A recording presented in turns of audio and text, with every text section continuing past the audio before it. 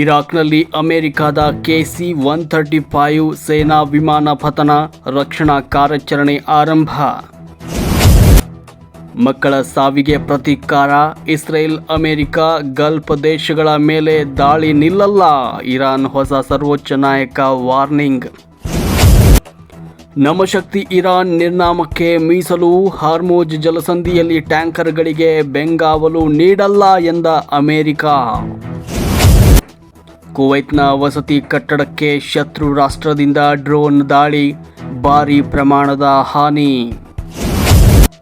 Iraq ಕರಾವಳಿಯಲ್ಲಿ ತೈಲ tanker ಮೇಲೆ ಆತ್ಮಾಹುತಿ ದಾಳಿ, ಭಾರತೀಯ ಪ್ರಜೆ ಸಾವು.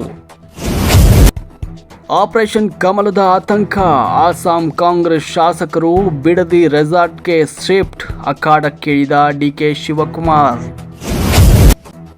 ಪೂರ್ಣಾವಧಿ ಸಿಎಂ ನಾನೇ, ಮುಂದಿನ ವರ್ಷವೂ ಬಜೆಟ್ ಮಂಡನೆ, CLP ಸಭೆಯಲ್ಲಿ ಸಿಎಂ ಸಿದ್ದರಾಮಯ್ಯ ಅವರಿಂದ ಸುಳಿವು.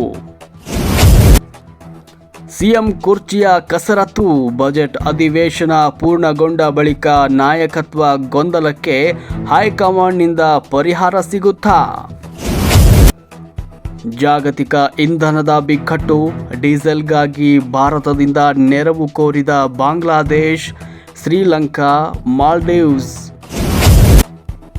ಹೃದಯಾಘಾತದಿಂದ ಪತ್ರಕರ್ತ KJ ಕುಮಾರ್ ನಿಧನ, ಕನ್ನಡದಲ್ಲಿ ಸಂತಾಪ ಸೂಚಿಸಿದ ಸೂಪರ್ ಸ್ಟಾರ್ ನಟ ರಜನಿಕಾಂತ್.